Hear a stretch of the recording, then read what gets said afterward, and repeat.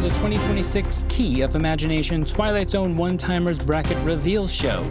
In just a few moments, we're going to see who our players will be in this challenge, and where they will be starting their quest to take the coveted spot for top one-time contributor to the classic Twilight Zone series. I'm TZ McGuffen, and as always, I'm pleased to be joined by our analyst and host of the Key of Imagination show, Joe Meyer. Joe, thanks for taking some time out from your stroll through the fifth dimension. Thanks, TZ. It's a nice place to visit, but I wouldn't want to live there. Understood. So, what are some of the questions that you have prior to the revealing of our competitors?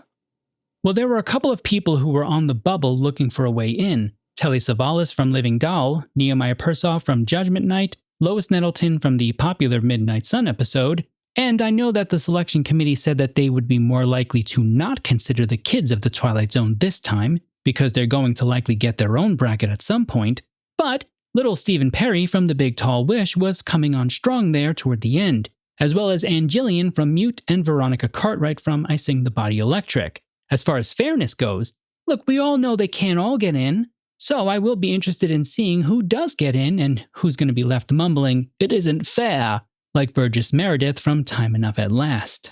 All great actors and episodes in their own rights. I don't envy the selection committee and the voters. Well, speaking of which, the votes are in, and so without further delay, let's take a look at our walking distance side of the bracket. We'll start with the After Hours division.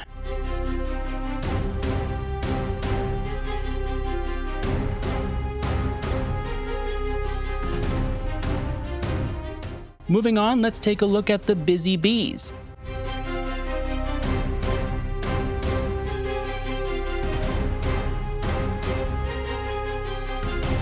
We're ready to reveal the Canimits division.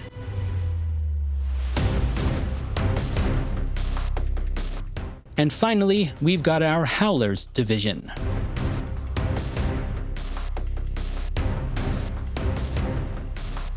Joe, what matchups are you looking forward to on this side of the bracket?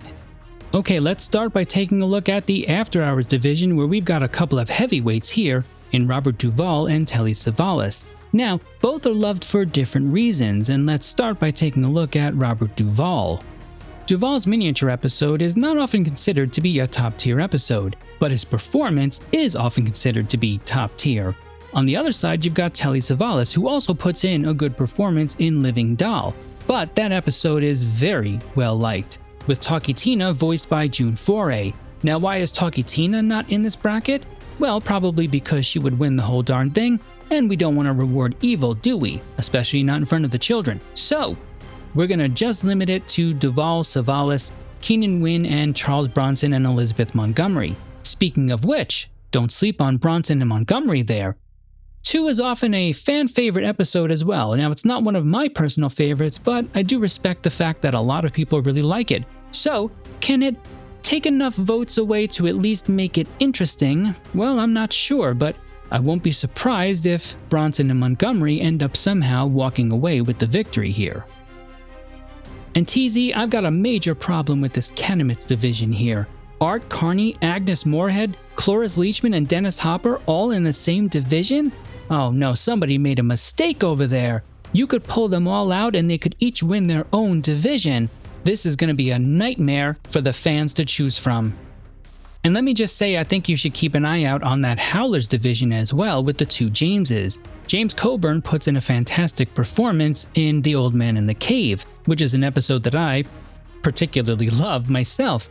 But then you've also got James Daly from A Stop at Willoughby, and that's going to be a difficult one to vote against as well, because that's quite a fan favorite, at least as of right now. So, can Coburn steal enough votes away from Daly to walk away with the victory? I'm not so sure. And then, hey, what about some love for Orson Bean? No? Nothing? Nobody wants a bean salad? Oh well. No doubt there are some fantastic matchups to be had here. But we've got a whole other side to look at as well. So let's go now to our Willoughby side of the bracket to get the rest of our competitors. Beginning with the Gremlins division.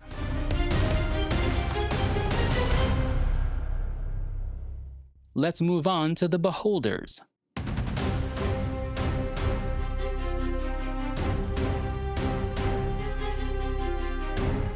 In the Hitchhikers group, we've got the following.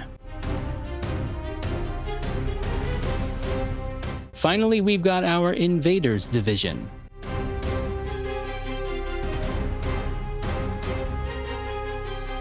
So Joe, what sticks out to you on this side of the bracket?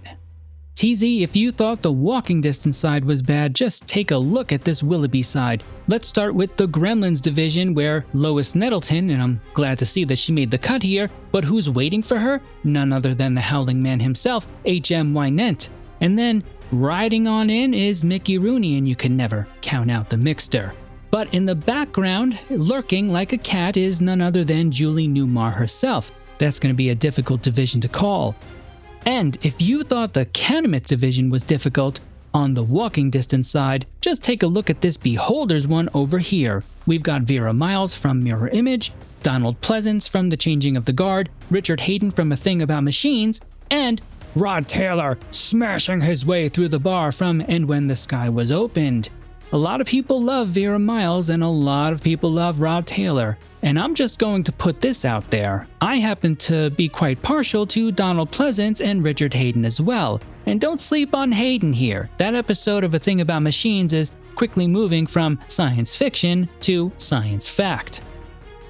Now, if the question is, where is everybody? The answer is in the Invaders division.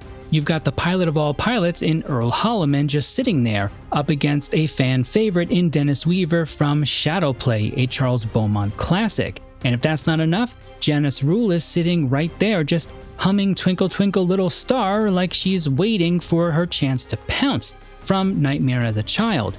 And if you like your episodes a little more banned, you've got George Takei and Neville Brand just waiting for somebody to take a chance on them and see if they can steal a couple of votes. As these 32 competitors celebrate, we've got some notable names that are missing. Did the voters get this one right?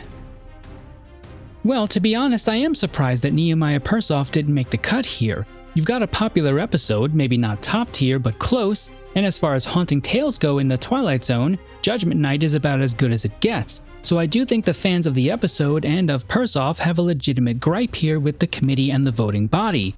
And yes, there was a part of me that was still hoping that little Stephen Perry's wish would come true just one more time, and he would have snuck in there in the last second.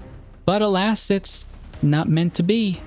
Fair to say, it probably would have taken another big tall wish to get him in here. So do you have mixed feelings about Savalas and Nettleton being added to the tournament? Well, frankly, it was a huge oversight on the original selection committee that they weren't in the tournament from the beginning. These episodes, Living Doll and Midnight Sun, are arguably in the tops of their respective seasons, and so for them not to be in this tournament, I would have called shenanigans on the selection committee and questioned whether or not they actually are fans of the show. So yes, they needed to be in this tournament, and I'm going to go out on a limb and say both are going to perform quite well. Bold predictions, I like it. Joe, as always, thanks for your analysis. Hopefully we can get you back in soon to discuss your picks. Thanks, TZ, it's always a pleasure. To the people at home, if you want to play along with the challenge, use the link in the description below to fill out your bracket. Voting will start on Tuesday with the first 2 divisional matchups. We'll then have 2 more each day, on Wednesday, Thursday, and Friday, to get us through our first round of play. For Joe Meyer and the rest of the crew here, I'm TZ McGuffen, wishing everyone good luck.